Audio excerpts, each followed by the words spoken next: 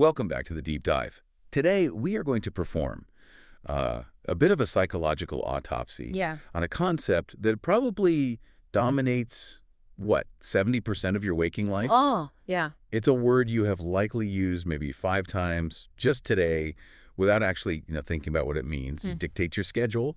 It often dictates your bank account balance. And let's be honest, for better or worse, it dictates a huge chunk of your self-worth. We are talking about the career. It is the absolute elephant in the room of modern adulthood. It truly is. We organize our entire existence around it. We stress over it. We plan for it decades in advance. Right. Yet we rarely stop to actually pick it up, turn it over, and ask, what actually is this thing? Is it a ladder? Is it a trap?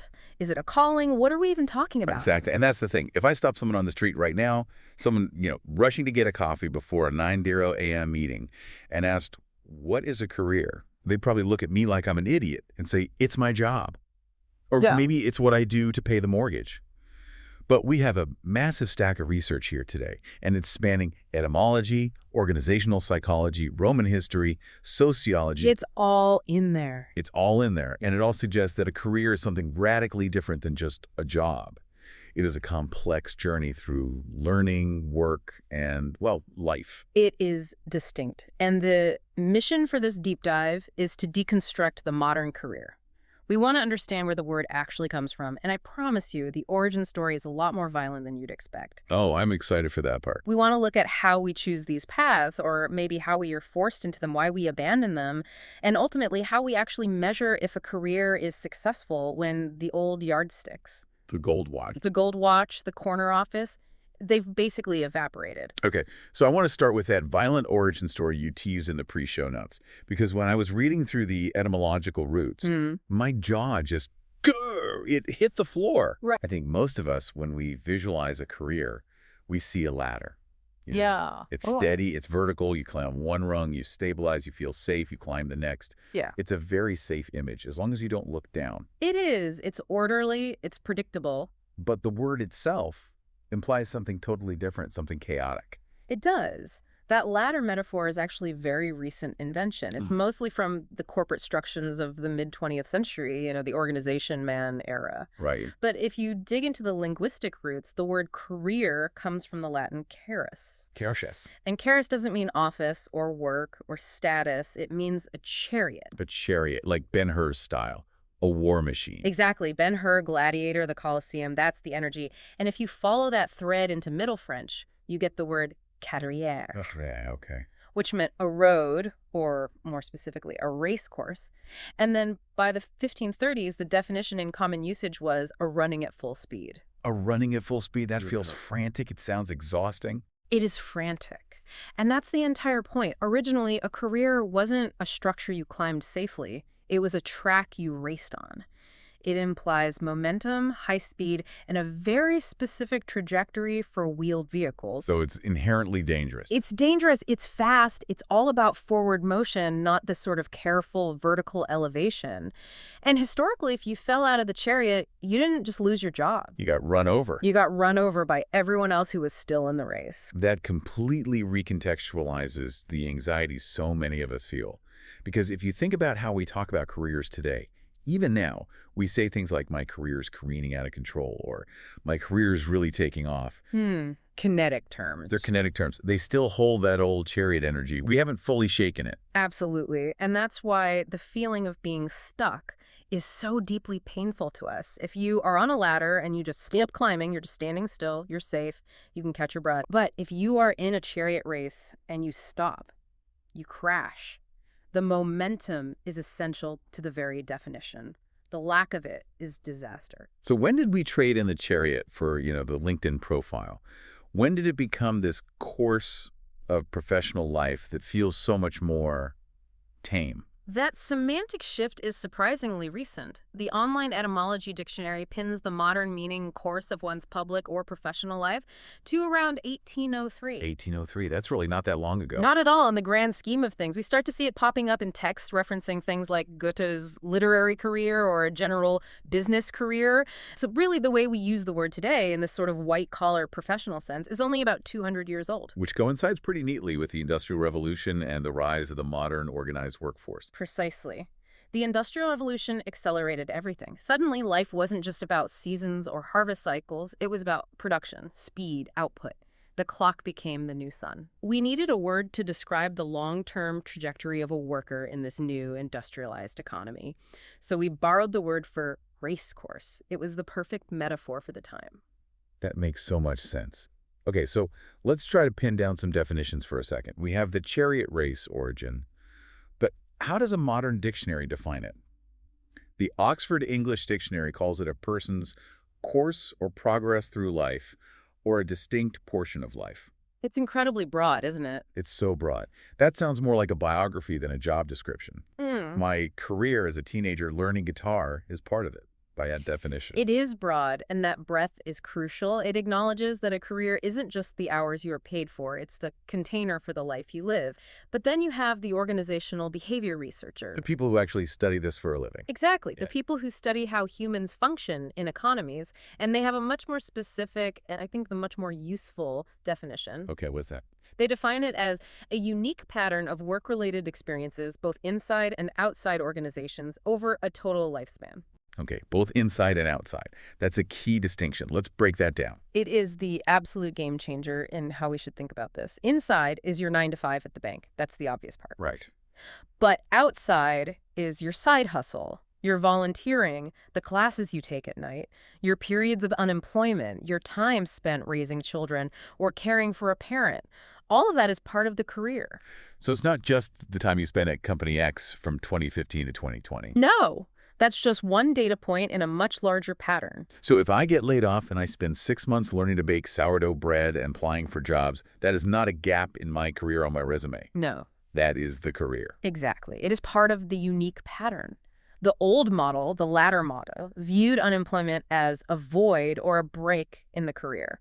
A failure. A black mark. A black mark, exactly. The modern model views it as just another phase of the race course. It might be a pit stop or a flat tire, but you are still on the track. You're still moving forward, just in a different way. That is a relief to hear, honestly, because that gap on the resume is a source of so much anxiety for so many people. Mm-hmm.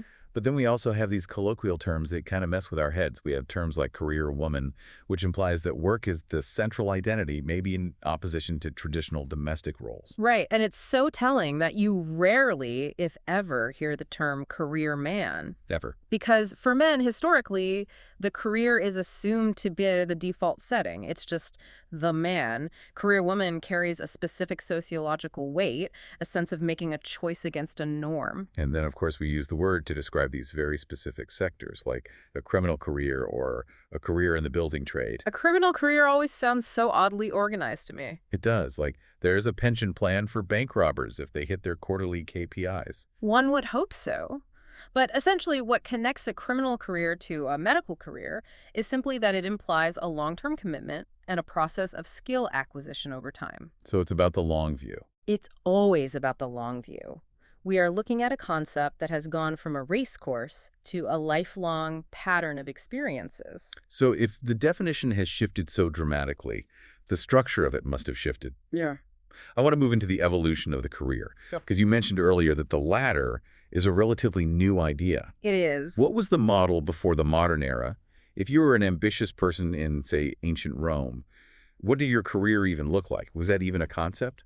It was, but it was incredibly rigid. The Romans had a concept called the cursus honorum. The cursus honorum. Sounds fancy. It translates to the course of honors, and this was the sequential, unchangeable order of public offices held by aspiring politicians in the Roman Republic and the early empire. It was a conveyor belt. Conveyor belts. There's no skipping steps. Zero. You served as a military tribune, then you became a quaestor, then an aedile, then a praetor, and then finally, if you were extremely lucky and very well connected, a consul. The top job.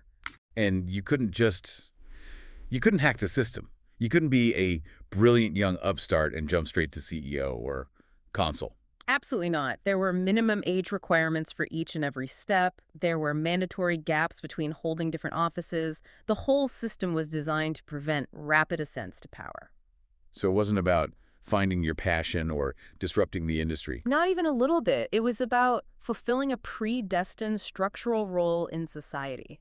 You didn't design the career. The career was designed for you, and you just had to fit into the slot. That sounds incredibly stifling to us now, with our emphasis on choice and individuality.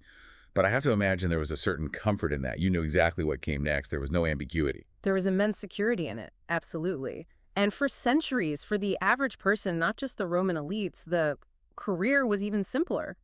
It was doing what your father did. Right. You're a blacksmith's son, so you're a blacksmith. Exactly. If your dad was a blacksmith, you were a blacksmith. The concept of choice, of picking your own path, is a profound luxury of the modern era. We forget how new that is. So what broke that chain? What was the catalyst? Was it just the Industrial Revolution? It was a combination of two main things, really. First, the explosion of specialized professions that came with industrialization and technology. And second, the democratization of education. Let's take those one by one. The specialized professions. Well, suddenly you didn't just have three options: soldier, priest, farmer. You had thousands of specializations: engineer, accountant, factory manager, telegraph operator, typesetter. The list just exploded. And with widespread literacy and public education. You had a workforce that was theoretically capable of moving between them. They could learn new skills. And this shift, this sudden explosion of choice, is actually what created the need for career counselors and career advisors. Right, of course. Because there's only one road, you don't need a map or a GPS. But if there are 1,000 roads branching off in every direction, you need a guide. You need someone to help you read the map. Those roles didn't exist when the path was rigid because you didn't need advice. You just needed to do what you were told. and now it feels like we've accelerated past even that. We are in the era of what the notes call the hybrid identity. Yes, and looking at the source material from economist Richard Florida, he talks about this a lot, particularly when he discusses the creative class. So what is that hybrid identity? In the late 20th and early 21st centuries, we started seeing a big shift away from the singular noun. It used to be, I am a lawyer, I am a teacher, full stop. Your whole identity in one word. Exactly. But now professional identities have become hyphenated or hybridized. It became not just common, but almost expected to have dual or multiple careers, either one after another or sometimes at the same time. It's the classic, I'm an actor waiter, but now it's more like I'm a data scientist, podcaster, beekeeper. Right. We are no longer just one thing. And that reflects a deep shift in the work ethic itself. I think on some level, we don't necessarily trust one single institution to hold our entire identity anymore. We've seen what happens. That's a really good point. It's a form of diversification. It's identity diversification as a hedge against instability. If my data science job gets automated, I still have my podcast and my bees. That is a brilliant way to put it. But this brings us to the paradox of choice. If we have all these options, hyphens, slashes, thousands of distinct paths, how on earth do we actually choose? When I'm sitting there staring at a job offer or a college application, what is actually happening in my brain? This is where we get deep into the psychology of choice. And there's a researcher named Belling who did some foundational work on this. He broke down how people decide to join a firm or pick a path into 3 specific theories. Okay. And I want you and everyone listening to think about which one of these you think you are. All right, I'm ready. Let's unpack these. Theory number 1. Theory number 1 is the objective factor theory. This assumes that the applicant, so you, the listener, is a rational, logical being, a true Homo economicus. A dangerous assumption right off the bat. A very dangerous assumption. But under this theory, you view the job choice like it's a spreadsheet. You are weighing the tangible benefits. What is the salary? What are the health benefits? What's the commute? Where is it located? What are the concrete opportunities for advancement? So you assign a score to each category, you do a cost-benefit analysis, the math spits out an answer, and you take the job. Precisely. It's a purely rational calculation. Logical. Yeah. Spock would choose a career this way. I think we all pretend to do this. We all make the pro-con list. We make the spreadsheet. Yeah. But I have rarely seen anyone actually follow the math if their gut says otherwise. And that is the perfect lead-in to theory number 2, the subjective factor theory. Okay. This one suggests that the decision-making process is actually dominated by social and psychological factors. It's emotional. It's not about the money. It's about the status.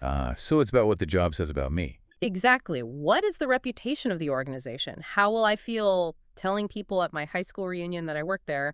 Does the brand name confer a certain kind of prestige? This is the cool kid factor. You know, working for a famous tech company or a prestigious magazine because it makes you feel successful, even if the pay is lower or the hours are absolutely brutal. It's all about identity alignment. Am I the kind of person who works at this kind of place? The feeling is more important than the facts. That feels very real. And the third one. And then we have theory number 3, The critical contact theory. This one, when I read it in the notes, it sounded the most relatable to me, the most human. It often is. This theory argues that your final decision is heavily, heavily influenced by your specific interactions with the organization during the hiring process. How they treat you. Exactly. Because you can't truly know what a job is like from the outside. You use these small micro interactions as a proxy for the entire culture. Was the recruiter nice and responsive? Did they reply to your email promptly? Was the receptionist rude when you came in for the interview? I have absolutely turned down a job because the interviewer was 15 minutes late and didn't apologize. Mm-hmm. And I just thought, if this is how they treat a guest, someone they're trying to impress, how on earth do they treat an actual employee? And that is critical contact theory in perfect action.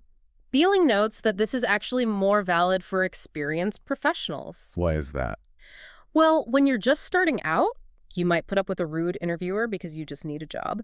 Hmm. But when you have more options, more career capital, which we'll get to later, you start looking at how they treat you as a key indicator of the culture. You have the leverage to be picky about that. So we have the rational spreadsheet, the status seeker, and the vibe check. That's a great way to summarize it.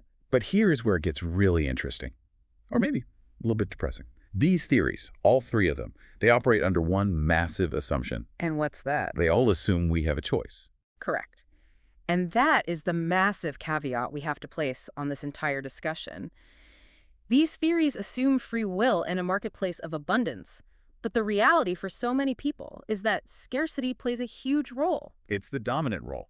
It can be. Many people, perhaps most people at some point in their lives, accept a career simply because that is the work that is available to them. They aren't weighing objective or subjective factors. They are weighing rent versus no rent. Food on the table versus no food on the table. Probably. The choice is made for you by necessity. Exactly. And that's a reality we can't ignore. And there's a cultural layer to this as well, right? The notes mention Ott Holland and some colleagues of theirs, and they look at how culture impacts this whole process of career choice. Yes. What did they find? They found that culture impacts career choice significantly, and they specifically looked at the spectrum of collectivism versus individualism. Okay, so a culture focused on the group versus a culture focused on the self. Precisely.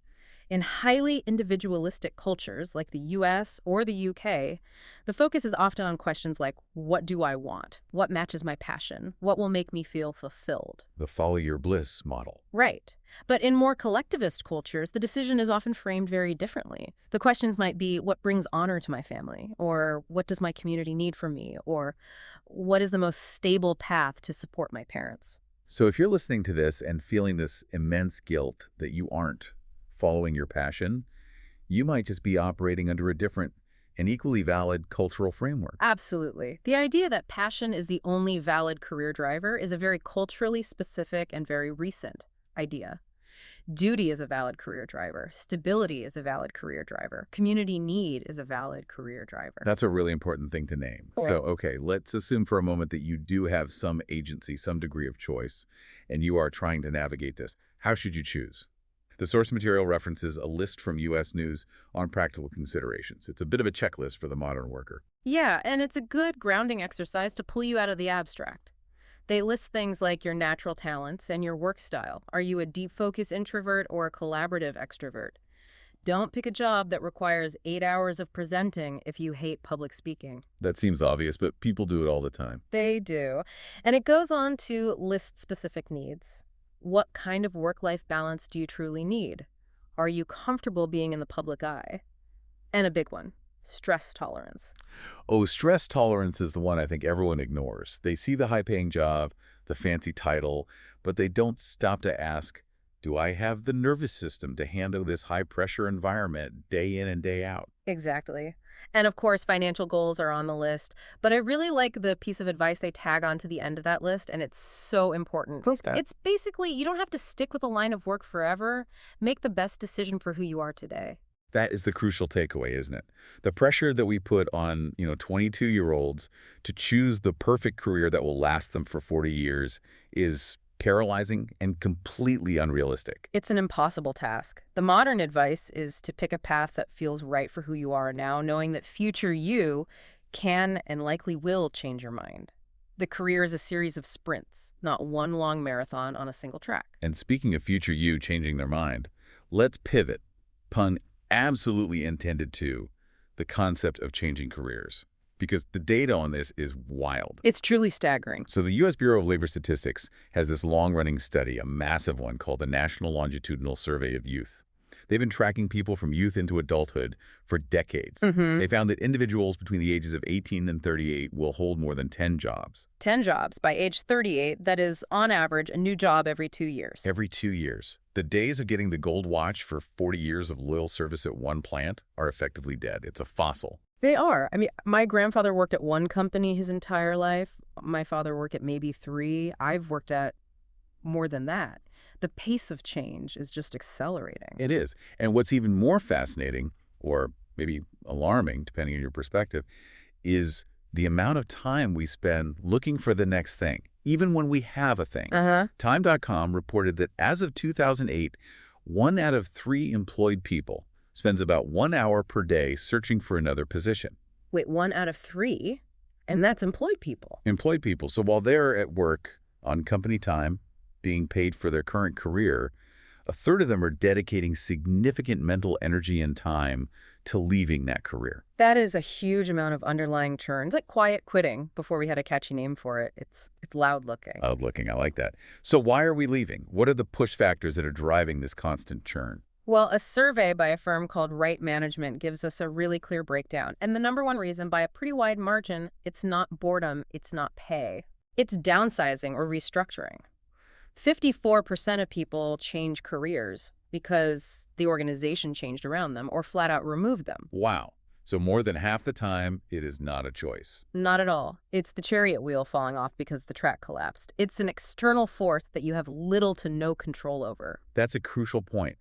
We talk about career management as this act of personal agency, but for half the people, the big pivot is something that happens to them, not something they choose. Precisely. But when it is a choice, the reasons are incredibly telling about what we value at work. Okay, so what are the top voluntary reasons?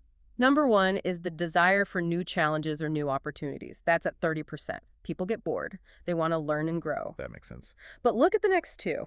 25% say ineffective leadership, and 22% say they have a poor relationship with their direct manager. People leave bosses, not jobs. We hear that all the time, and there it is. The data backs it up completely. It really does. Combine those two, and you have a huge chunk of people leaving because of the people in charge. What else is on that list? Also high on the list, work-life balance at 21% and lack of recognition also at 21%.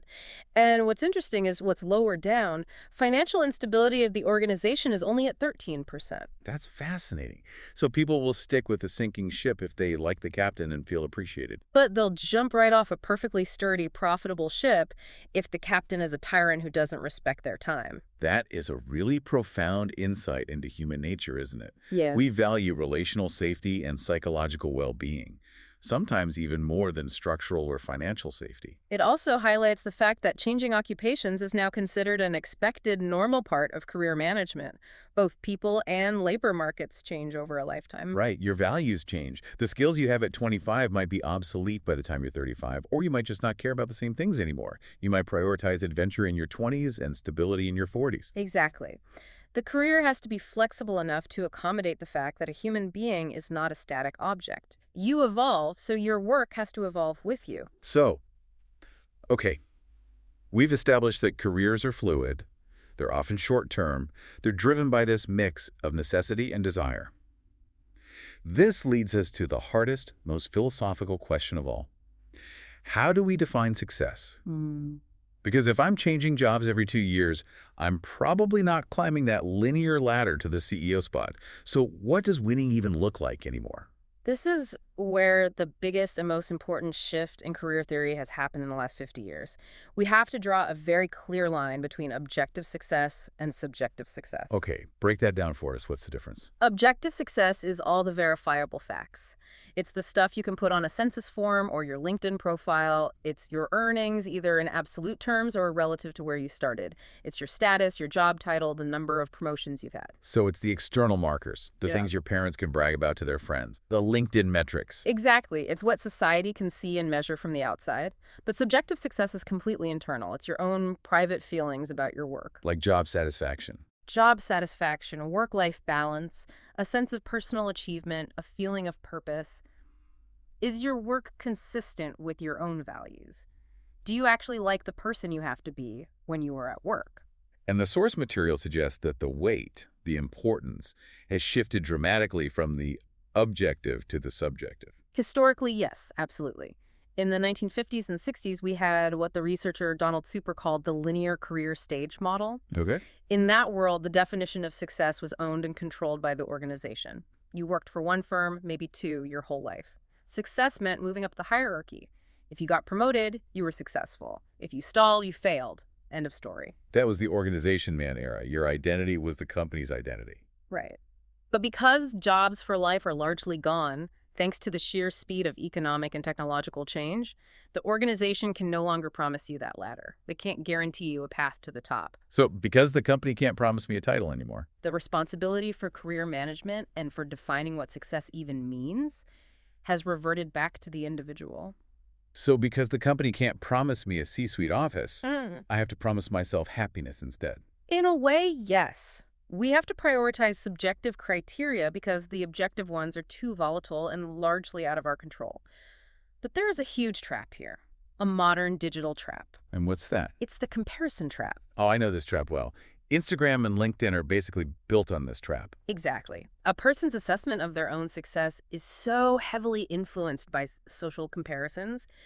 You might feel great about your subjective success. You love your work, you have time for your kids, you sleep 8 hours a night. You feel balanced and happy? Until you log on and see that a friend from college just made partner at a law firm and bought a boat. And suddenly your subjective success feels small and inadequate because you're measuring it against their objective success. That is deadly. Comparison is the thief of career satisfaction. It's a game you can't win because there's always someone with a bigger boat. Always. So how do we armor ourselves against that? The expert notes mention a concept that I find incredibly useful. It's called career capital. I think this is a really powerful framework for listeners to visualize their own net worth beyond just money. Okay, I like that. Career capital. Let's break it down. Yes, this comes from a group of researchers, Arnold and colleagues, and they argue that success isn't just one thing, it's a portfolio of 4 different types of capital that you build over time. A portfolio. Okay, let's go through the 4 types. This feels like the blinkest nugget of the episode. Right. First is economic capital. That's the obvious one. It's your money, your assets, your financial resources. This gives you a safety net and allows you to access other resources like more education or starting a business. Simple enough. Money next. Second is human capital. This is what you can do. It's your skills, your knowledge, your experiences, your qualifications. And the key here is that even if you lose your job and your salary, your economic capital, you keep your human capital. Right. They can take away the paycheck, but they can't take away the knowledge. It's the goose that lays the golden egg. Exactly. It's portable. Third is social capital. This is who you know. It's the depth and the breadth of your professional and personal network. Can you pick up the phone and get an introduction? Do people in your industry trust you and vouch for you? That's huge. And the fourth one. The fourth is cultural capital. Now, this one's a bit more subtle, but it's incredibly important. It's knowing how to be. How to be. It's the attitudes, the general know-how, the ability to operate effectively in a specific context. It's knowing which fork to use at the client dinner, or how to navigate office politics without making enemies, or understanding the unspoken rules and jargon of an industry. That is fascinating. Because you can have incredibly high human capital. You could be a genius coder. But if you have low cultural capital and you don't know how to interact with the team or present your ideas in a meeting, you might fail. Exactly. Or the reverse. You might have very high social capital, everyone. But if you have low human capital, no actual skills, then eventually you'll be exposed as just being a good networker. So true career success, a resilient career, involves building a balanced portfolio of all 4. Precisely. And I love that framework because it gives you different buckets to fill. Maybe this year isn't about maximizing your economic capital. Maybe you take a pay cut for a new role. But you are massively increasing your human or social capital by learning new skills and meeting new people. It turns you into an active investor in your own life, not just a passive earner. Exactly. Now, there's one more point on success I want to touch on, and it's about timing. We have some notes here from Arthur C. Brooks regarding when we actually peak in our careers. Yes, and this is a really important reality check for everyone. Professional success, at least the objective kind, tends to peak at different times for different fields. So it's not a universal timeline. Not at all. In fields that rely heavily on what's called fluid intelligence problem solving, abstract reasoning like theoretical physics or pure mathematics, the peak often comes very early. The big aha moments tend to happen in your 20s or early 30s. Young genius archetype. Oh, Wonderkind. right. But in fields that rely on crystallized intelligence, synthesized wisdom, accumulated knowledge like teaching, history, or management, success often peaks much later in life, in your 50s or 60s. So the warning here is, don't panic if you haven't invented a new branch of physics by the time you're 25. Unless you're a theoretical physicist, then maybe panic a little. But for most of us, our best work might still be decades away. And what's the flip side of that? The flip side is a warning for the early peakers. Brooks warns that early success can breed deep disappointment if your entire self-worth is tied to that initial achievement. You have to be ready to evolve, to become a teacher or a mentor. You have to be ready for a long second act. That's great advice. So we've covered the history, the psychology, the definitions of success. Now I want to get really practical for a bit. Let's talk about the infrastructure around careers, the support systems, the role of education, and the terminology we use. Let's do it. Let's start with the big one, the ROI of education. Is the degree worth the debt? The data is, it's nuanced. Generally, yes, education pays off. Some key research shows that adding just 1 year of schooling beyond high school increases a worker's wages by an average of 17.8%. 17.8% for 1 year. That's a massive return on investment for that first year of college or trade school. It's huge, but, and this is a big but, there's a plateau. A point of diminishing returns. Exactly. The same research shows that additional years beyond 9 or 10 years of total schooling, so getting into very advanced post-grad territory like multiple master's degrees or a PhD, have little to no effect on the average worker's wages. Obviously, that varies by field, right? Yeah. You need the years to be a surgeon or a tenured professor. Of course, there are exceptions. But for the general population, the biggest bang for your buck is in those first few years of post-secondary education. And the cost is the other side of that whole equation. That's the part that's changed so much. Right. The career you choose must pay well enough to offset the cost of the education required to enter it. And this is the modern crisis of student debt in a nutshell. We are seeing people acquire massive educational debt for careers, particularly in the helping professions or the arts, that historically do not generate the economic capital to service that debt. The structural problem. So how do we learn to navigate this incredibly complex system? We aren't born knowing how to manage a career. No, we're not. And that's where the whole field of career support comes in. There's a framework that's often used in career education called the DOTS model. DOTS. Now, what does that stand for? It stands for decision learning, which is learning how to actually make choices. Opportunity awareness, knowing what jobs and paths actually exist out there. Transition learning, knowing how to move from school to work or from job to job. And self-awareness, knowing who you are, what you value, what you're good at. DOTS. I feel like most high schools and colleges focus almost entirely on the O, opportunity awareness. 100%. You know, here's a job fair with 100 booths. They just throw opportunities at you. But they totally ignore the D and the S, the decision learning and the self-awareness parts. And that is a very common and very valid criticism. We inundate students with what's called labor market information, or LMI. Nursing is a growing field. Tech is hot right now, but we don't give them the tools to assess if they would actually like being a nurse or working in tech. We teach them what to choose from, but not how to choose. Perfectly said. We also have that list of support types here in the notes. You've got information, assessments, counseling, and education. The assessments are interesting. The Myers-Briggs, the strong interest inventory. Yeah, and they can be useful tools. They can be quantitative or qualitative. They try to match your personality and your values to certain careers. But again, they are just tools. They're suggestions, not prophecies. Right. A test can tell you that you have the right traits to be a good architect, but it can't tell you if you'll enjoy the day-to-day reality of arguing with clients and navigating zoning laws. Exactly. It's one piece of the puzzle, not the whole picture. Okay, before we wrap up and bring this all home, I want to do a quick round on terminology. Because career is the big overarching word, but we have all these colorful collar terms that describe the specific tribes we fall into. The caste system of work. Kind of. So I'm going to throw a color at you, and you give me the snapshot of what it means. Let's do it. Blue collar. Manual labor, the working class.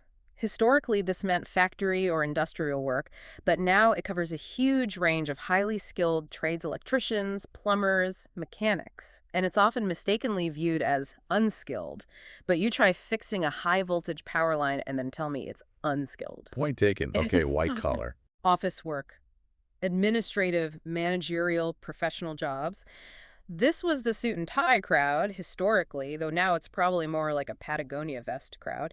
This is also the sector that's feeling the most heat from AI right now. Good point. Next up, pink collar. This refers to the service and care-oriented work. Fields like nursing, teaching, secretarial work, childcare. It's called pink collar because these fields were historically dominated by women. The color coding is obviously outdated and a bit problematic, but the sector itself is absolutely essential to the economy. Absolutely. How about a newer one? Green collar. This is the environmental sector. Jobs in renewable energy, conservation, sustainability, green tech. It's a rapidly growing and incredibly important part of the future economy. Next, gold collar. This refers to highly skilled knowledge workers, people like doctors, lawyers, specialized scientists, top-tier engineers. These are people whose high human capital commands a massive premium in the market. Okay, no collar. I like this one. This is for the artists, the free spirits, the passion followers. It often includes the gig economy workers who kind of reject the traditional 9-to-5 structure entirely in favor of freedom and flexibility. And finally, a term that isn't a color, but it feels incredibly important for our current moment: the precariat. Yes, this is a modern sociological term, and it's a blend of the words precarious and proletariat. Precarious proletariat. Right. It refers to a growing class of people who are living a precarious existence without any job security. They might be working 3 different gig economy jobs, but they have no benefits, no contract security, no paid time off, and absolutely no predictability in their income. It's the dark side of the so-called flexible economy. That is a really sobering note to end that list on. It's a stark reminder that while we're sitting here talking about choice and self-actualization for a huge and growing chunk of the population, the career is just a desperate survival mechanism. It is. And we must never lose sight of that privilege gap when we have these conversations. So let's try to bring this all home. Let's synthesize this journey. We started with the chariot race, all about speed, danger, and relentless momentum. We moved through the rigid Roman cursus honorum and the predictable corporate ladders of the 1950s. And now we find ourselves here in the era of the hyphenated, hybrid, sometimes precarious career. The biggest takeaway for me when you lay it all out like that is the fundamental shift in agency. The old stability is gone. The company will not take care of you. The job for life is a myth. Which sounds scary. It sounds terrifying, but the flip side is that individual agency has increased exponentially. You are the architect now. You have to be. And that means you also get to define the terms of success. And that definition of success has moved from the company's hands, the corner office, the title, the objective markers, to your hands. Subjective success. Are you happy? Does this work fit the life you actually want to live? Exactly. The power and the burden of definition is now on you. I want to leave our listeners with a final provocative thought to chew on this week. We talked about that career capital portfolio, the 4 buckets: social, human, economic, and cultural. I want you to take a quick, honest, mental inventory. A capital audit, if you will. A capital audit, exactly. Yeah. If your industry was completely disrupted tomorrow, if AI made your job obsolete, or if your company just folded overnight, which of those capitals do you actually have in the bank? It's a vital question. Do you have a ton of skills, high human capital, but you've neglected your network, so you have no social capital? Do you have a lot of money saved up, economic capital, but no cultural know-how to pivot into a new industry? It's a vital audit to perform to see where you are vulnerable and where you are strong. It's your personal balance sheet. And ultimately, I want you to go back to that original Latin root, the chariot, the carrots. It's moving fast, the track is bumpy, the wheels are wobbling. The question is, are you holding the reins and driving that chariot where you want it to go, or are you just being dragged along the track behind it? Drive the chariot. Don't be dragged. Thanks for listening to The Deep Dive. We'll catch you on the next one.